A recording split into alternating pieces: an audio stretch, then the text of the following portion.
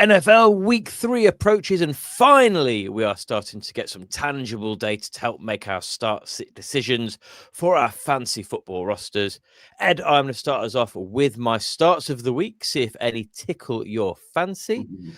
I'm going to play the hits initially. Dak Prescott, we talk a lot about him and his fourth quarter explosion against the Giants. Saw him end week 2 as a QB5. I'll be honest, end of quarter 3, I was starting to regret putting him as a start, but he came through for us. His start of the week ended up last week only in 46% of leagues. That's surely got to go up this week because he has the Bears, who let JJ McCarthy have his way in the fourth quarter, and Jared Goff just throw the ball all over the place last week. I think he should be a comfortable QB1 this week. I'm going to say top 6 seems like a cautiously optimistic bet. Jordan Mason, a couple of obvious ones here because of injuries, really. Aaron Jones likely to miss week 3, where he's IR now at the time of recording. So the Bengals also have given up the third most fancy points to running backs over the first 2 weeks. So I would expect him to be much more highly rostered than 29% he was last week. So he started than the 29% he was last week. And he's got a clear route to being a top 24 running back in week 3. Another obvious one, because of unfortunate injury, Ja'Cory Krosky-Merritt, or Bill, as he seems to be being preferred to being known. He is a clear start with Eckler out for the whole of the season now. Volume alone, Krosky-Merritt is an obvious start, I think, this week. Once again, back to the hits. Javon Johnson. Seattle are the only team through 2 games to have conceded multiple touchdowns to tight ends. We know it's only 2 weeks, but we find the data where we can. I think Javon Johnson will make that 3 in a row, though. He proved week 2 that volume wasn't a one-off in week 1. I think he could well be a start for the next few weeks to come. And for me, seems comfortable 14 to 16 points. I think you could be optimistic hoping for. Rome Odunze, I've got a feeling we're going to mention him a lot over the next couple of weeks. We mentioned him on the main show, and that potentially is working his way to be Williams' preferred target. On top of that, the Bears have Dallas, who just got lit up by Russell Wilson on defense. Odunze, I think, is a nice low-end wide receiver 2 flex choice. I think I'm not getting carried away with him. I think that's where he probably sits. And finally, let's have a defense to start this week. The Falcons defense, in part because they just put up 21 points in week 2, but they also have Carolina this week. The Falcons pass rush looked proper in week 2, so expect a tough day at the office for Mr. Bryce Young. Any starts there you're going to be playing this week in your lineups, or any that you think maybe you're not quite so confident on, Ed? I'll be honest, I cannot find fault with any of those. That is a perfect selection of 6. Yeah, Dak, I'll be looking to see what price he is in DFS this week, so I think he's going to have a big week. And yeah, Juwan Johnson is somebody who I have tried to pick up in several leagues on waivers this week, because I think he could be locked in as a tight end for the season, to be brutally honest. So yeah, a really big hit rate there. I'd be amazed if all of those don't have big weeks. Oh, there we go. That's your kiss of death put on the starts of the week. Thank you. Let's have a look at some sits then. So there's a couple of bits here are not overreactions. They're looking at how they've settled so far. So Travion Henderson, we've been really high on him through the offseason. I'm still high on him, definitely from a dynasty point of view. But Ramondre Stevenson is far from finished, as we have seen last week. And Henderson's taken a while to warm up. Let's just be clear. This is completely normal for rookie running backs. We expect them to be amazing straight away. And I'm going to be looking into rookie running backs in particular in the main show next week. If you can pivot, it's probably worth benching Henderson until we see him start to take over. I know for a fact the very week I bench him in the multiple leagues I've got him, that'll be the week. But I'd like to think where he was going in your redrafts, especially, you've probably got other options. I'd also say in Dynasty, you've probably got other options you might prefer this week. Nick Chubb is a tempting start after a good week 2. And his RB18 finish certainly makes him a player that I think people are going to be thinking about. I just think the Jags' run defense have actually been pretty good. They held Chase Brown to 8.5 points. Chubb is no longer immune to tough matchups like he once was. So Nick Chubb, you've definitely got other options. I think this is not the week to choose to plug him in. The next two is almost kind of copy and paste with concerns, really. Evan Engram and Andrews. For both, there are just better tight end options this week. Javon Johnson's one we just spoke about. So for Engram, he ended up being behind Troutman in week 2. Is that a one-off? Is that something we'll see a bit more of? I think that will be a one-off. But the Chargers are giving up only 12.5 points tight ends through the first 2 weeks. Let's have a look back to last year on the bigger sample size. 10.17 points per game to tight ends last year. So it could be a tough matchup for Engram and probably not the week he will bounce back. Mark Andrews is just not there at the minute. We saw this last year, though. He was very quiet. People talk about dropping him, and then he came back in. For me, Isaiah Likely is also potentially back in the fold this week as well. Do you think Mark Andrews is started in 72% of leagues in week 2 on name and name alone? There is nothing to give anyone that confidence. I've got him in a few spots, and I think I will be benching him this week and having a look elsewhere. J.K. Dobbins, you always start J.K. Dobbins. I've said it week in, week out, and will continue to say it. Apart from this week against the Chargers, who kept the Chiefs and Raiders running backs very quiet week 1 and 2. And the defense are going to know him well as well. He was in LA last year. I just think they will have a plan for Dobbins and keep him bottled up. We're going to talk about him again in Game of the Week. I just think if you do play him, lower those expectations. And finally, Ed, I hate to say it, I'm sitting the Ravens defense this week as well. The reason I'm adding this in as sit is because people get lazy with the defenses and think, well, I've drafted them and I leave them in. Ravens are currently due to be starting in 88% of leagues, and that needs to go down. The Lions offense is up and firing again. 5 points for me feels like the absolute ceiling for the Ravens defense this week for fantasy. And we're going to have some streaming defenses on our Fantasy 5 show later this week if you do need to pivot away from Roquan Smith & Co. Any there that you think you're going to have to play, Ed, or any that you think I'm being a bit too harsh on their situation? You make a great point about defenses. People do get quite lazy on defenses, and they can be that different. So, don't just see the name and think, "Oh, well, I'll leave them in." It can be so matchup dependent, and I think Ravens will struggle defensively against the Lions. Evan Engram is someone who worries me. I've drafted him in a few leagues. I was quite high on him pre-season. I've been worried by his start to the season.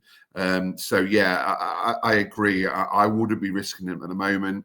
Chubb, I know what you're saying about the Jags defense against Brown, but to be honest, the Bengals rush defense is hit and miss. The Texans have been, I don't know, pretty average. But Chubb is always someone who I'd probably slot into my starting lineup. So I'd be reluctant to bench him. But I can see what you're saying about his start to the season. I think Chubb's someone I probably would always be a bit tempted because of the value you're getting him in for DFS at the minute. I think he's always tempting there. But yeah, I just think where you've drafted him, you've likely got options you may be happier with. All of these players will be started in some league somewhere. We know that. It's just whether it pays off or not. I think we need to give the viewers a break from my voice as we go on to Thursday Night Football, Ed. But before then, please do take a moment to subscribe, like, give us a share as well. Get involved in the comments below. Who are your key starts and sits this week? And if you're not sure who to go for, pop it down below and we will get back with our opinion for what it is worth. Big game. We're recording Wednesday. So tomorrow or today, if you're watching us later, we have the Dolphins and the Bills. Where are you at fantasy-wise for that? It's a good game, isn't it, for a Thursday night? I think so. I mean, it's a divisional matchup. It seems on paper to be about one-sided. So, but I suppose with it being a divisional matchup, there's always that adds that bit of spice, doesn't it? So hopefully it'll be a decent game.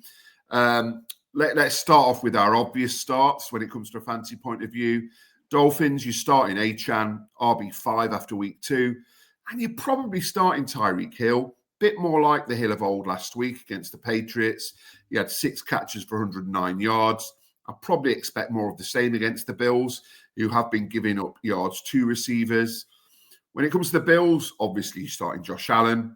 After him, it's difficult, But I think I'd definitely be starting our RB1 after 2 weeks. Missed a touchdown regression, James Cook, with 3 touchdowns after 2 weeks. So maybe this is regression week, but, to be honest, I'm still starting him. Maybes, this is an interesting area here. I mean, when we look at the Dolphins, Waddle is always going to be a maybe for me, especially as he's performed over the last couple of seasons. He was better against the Patriots, and a touchdown would have done wonders for his confidence. But last we've read, he is questionable. So keep a really close eye on that. Make sure you get your lineup set, and it might be a game time decision when it comes to Waddle with that shoulder injury. Bills, the top 3 receivers are all maybes for me. Coleman, I suppose, is capable of a big week. He proved to get that against the Ravens week 1, but I just don't trust him. Shakir's the same. He's similar. And Josh Palmer, I suppose, although he's consistent, he's unlikely to get you a big score. Dalton Kincaid has been solid through the first couple of weeks, tight end 10. And he's had 4 receptions both weeks, but you can't really expect a big score from Dalton Kincaid. He's not getting that sort of workload. So a number of kind of ponderables for the Bills. When it comes to players to leave alone, Dolphins, I would hope you're able to sit Tua and you've got better options available. Like the rest of the team, he was much improved against the Patriots, but he's very unreliable. Don't be tempted by Darren Waller. He's confirmed out. So I know a number of people picked him up in drafts, but so far, nothing from Darren Waller. We'll have to see how that develops. And from the Bills' point of view, any Bills running back not named James Cook, stay well clear. I'd also avoid Elijah Moore, the receiver. He got a rushing touchdown last week, and I don't think he'll be getting one of those every week. So I don't see he scored 10-ish points and think, he's worth a flex play. I don't think he is. The Bills seem very much the same as last year, don't they? That the ball goes where it needs to go. It's just difficult to predict in a similar way to the Ravens with Devontae Walker getting 2 touchdowns off 2 receptions. Sometimes you just can't tell where it's going to go when you have these deeper receiver groups, do you? And when you've got a quarterback who can put it wherever and get the best out of people. Tua, I agree with. My worry is with some of the other QB injuries that we've had creeping through this week, are people going to be in a tough spot where Tua is their option? Yeah, I've got him in one league and I've got to play him, and I'm not hopeful. Yeah.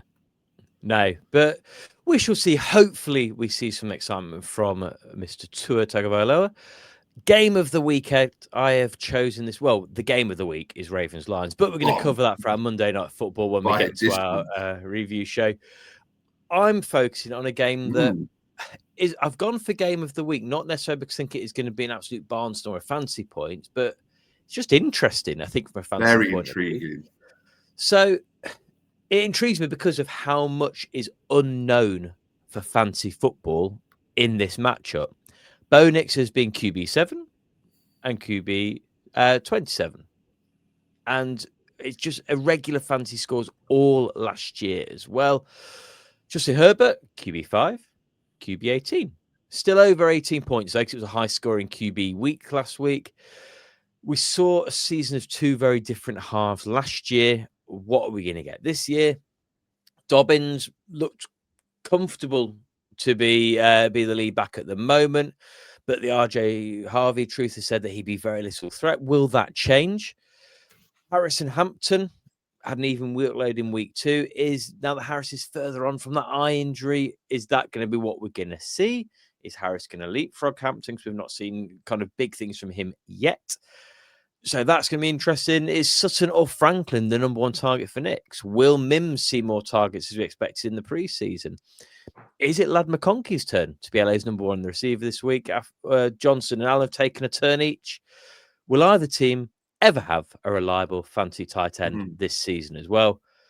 Even the obvious starts don't feel as safe as I would like an obvious start to feel.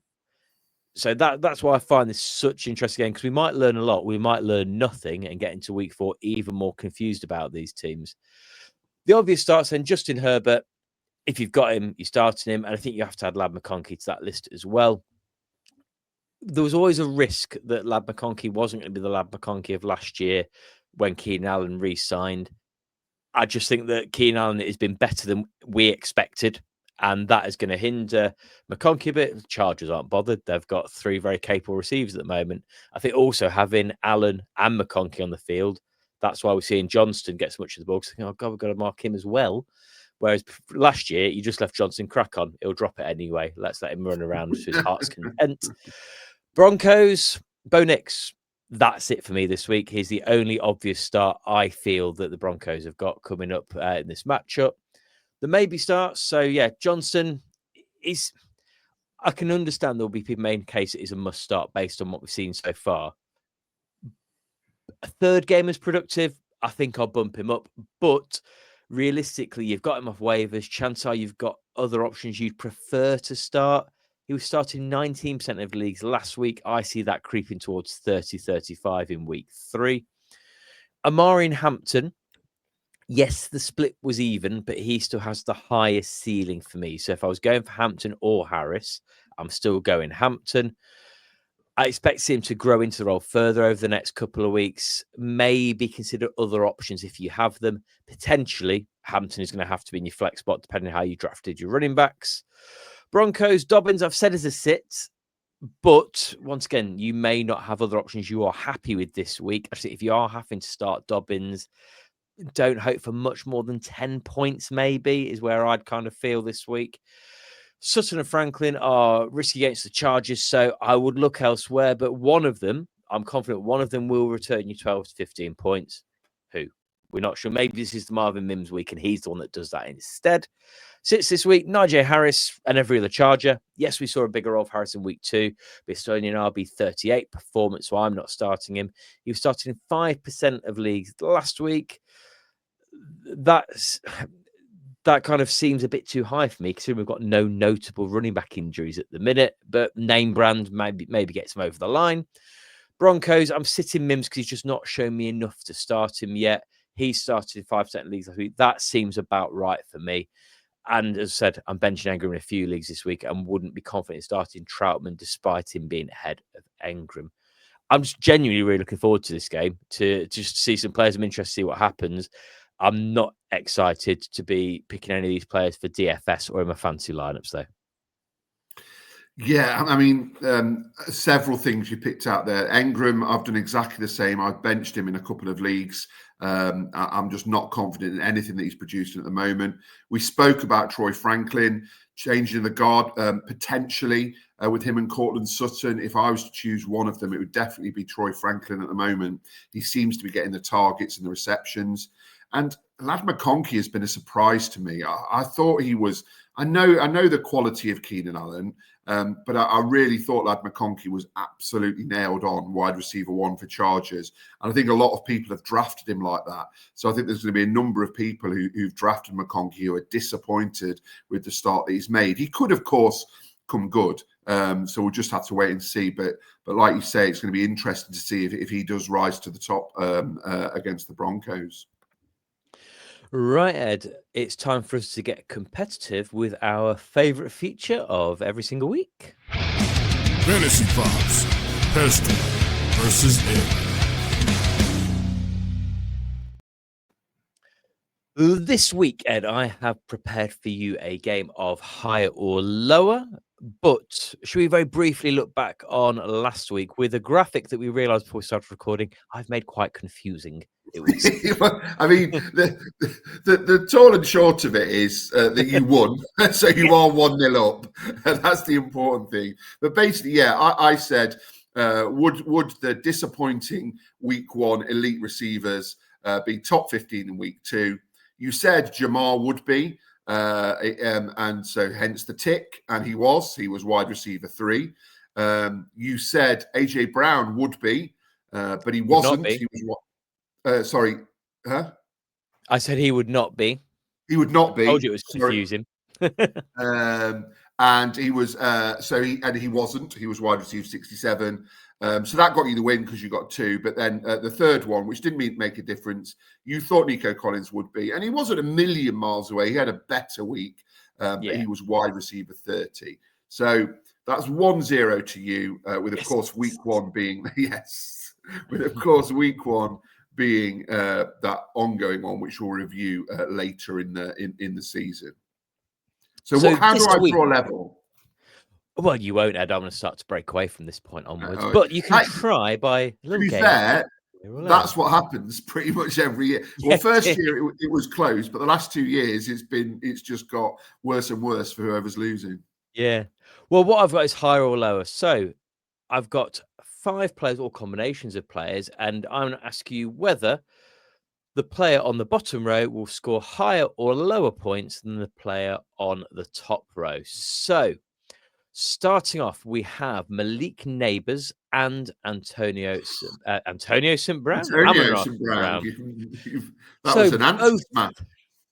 Both had quiet week ones and then a big week two. This week, Malik Neighbours has the Chiefs and St. Brown has the Ravens. So what are we going for? I mean, yeah, Neighbours was absolutely brilliant last week, wasn't he? But as was Amon-Ra. I think I've got to go with the pedigree of St. Brown, and also against that Ravens defense, who seem to give up points to receivers. So yeah, I'm going to go for St. Brown. So that's higher? Yes, so you're going higher for St. Brown. Next up, I mean, players that were higher is pushing it as far as words go at the moment. Hockenson versus Andrews. Both have had terrible starts to the season. Hockenson, tight end 42, currently with 6.7 points. Andrews, tight end 55, with 2.9 points total. Hockenson has the Bengals. Andrews has the Lions. Will Mark Andrews score higher or lower than TJ Hockenson? This is easy. Hawkinson's got the Bengals defense. It is, isn't it? I realise I made some. This is a gimme. So Mark Andrews will be lower than Hockenson. Yeah, I've not done that very well, that one.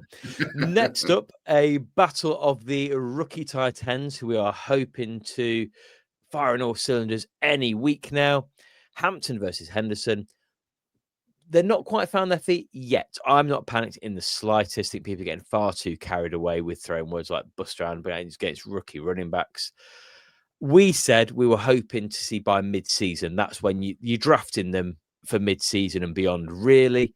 But who will come out on top in week 3? Hampton has the Broncos and Henderson has the Steelers. Will Henderson be higher or lower than Hampton?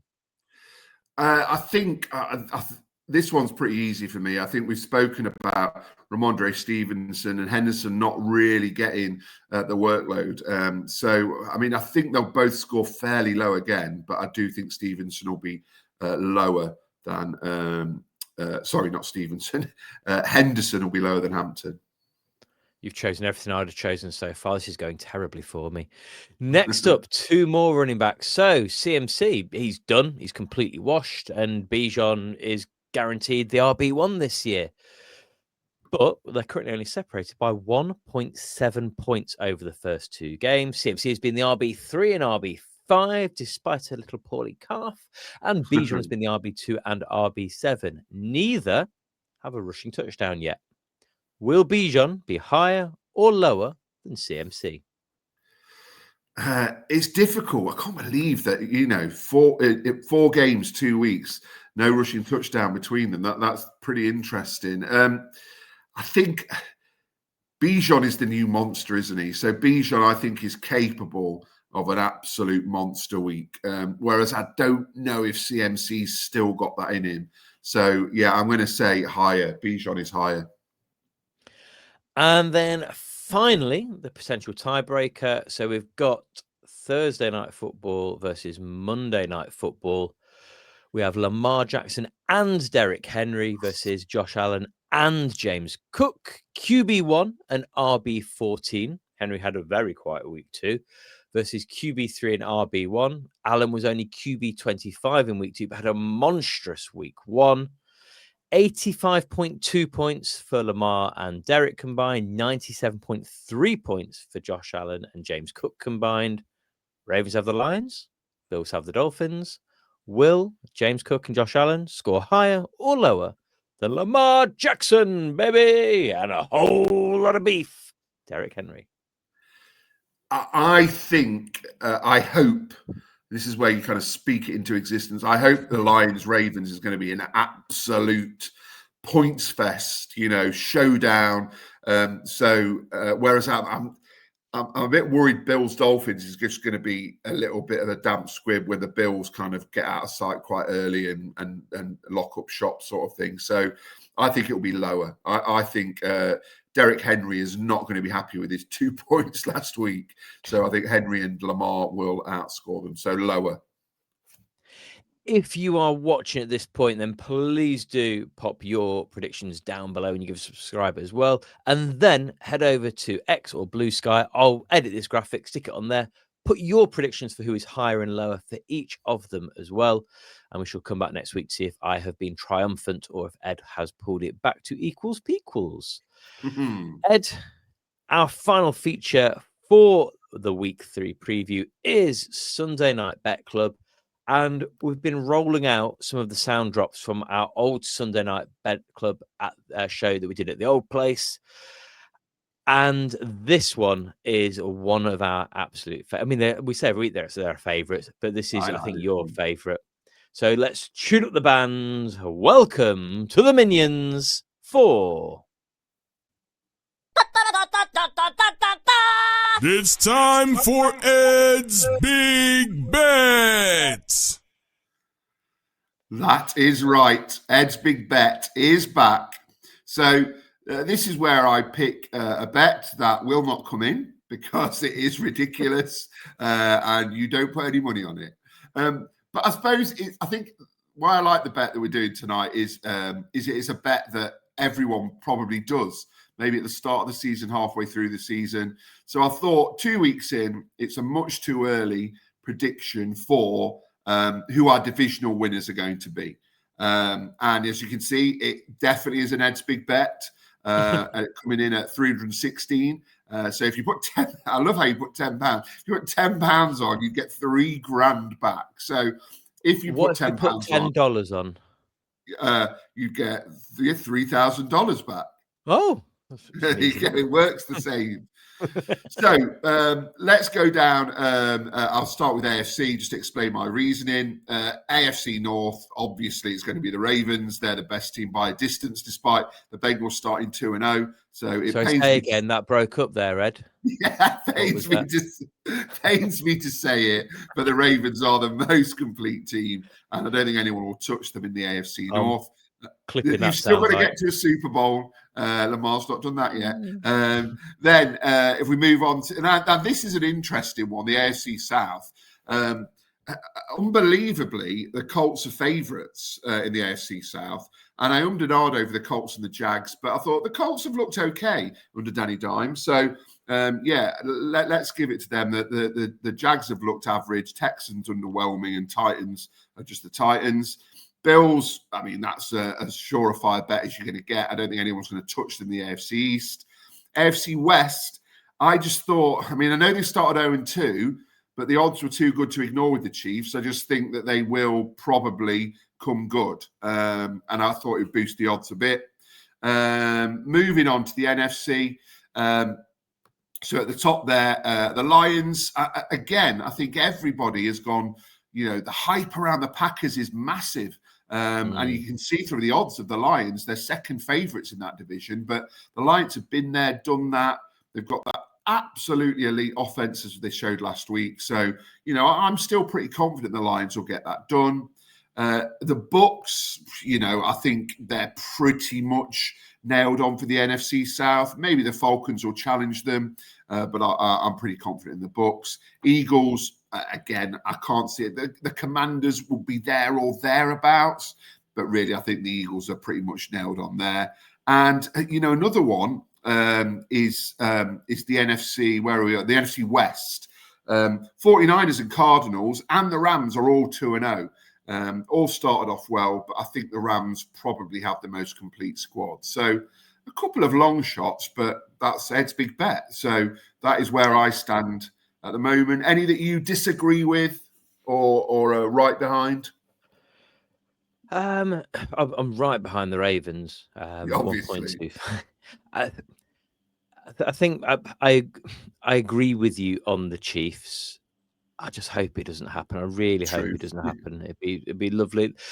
The Lions and Packers, I think, is the one that is going to be that'll be the one that splits most people, and rightly so. But we're getting very carried away 2 weeks of the Packers. They've looked good so far. Yes, Micah Parsons is a fantastic addition, but I think I agree with the bet because I think that makes the Lions incredibly good value. 4.50 for the second favourites in that division. I would go for the same bet to boost the odds in the same way that you have done there. Thank you very much, Mark. There we go. It's lovely when we agree on things, isn't it? Especially about the Ravens being the best. I know. You're going to clip that, aren't you? 100%. Well, that is it. That is our week preview done with our starts and sits. We will be back on Friday with our Fantasy 5 show, some streaming quarterbacks, tight ends, and defenses, as well as a little sneaky preview of some DFS for the weekend. And then Saturday, our DFS show in partnership with Fantasy Game Day in the UK, but also giving you those prices for DraftKings for our US viewers. And then that's it. We are thoroughly into flow of week 3. We sit back, relax. We let the money and points roll in. Hopefully, we shall see. But that's it from me, Ed. Have you got anything you would like to add? No, I'll let you order the taxi. Malcolm, take us home, mate. You have been listening to the team from TH Fantasy Football. For more content, follow TH_fantasy_NFL on Twitter and Instagram.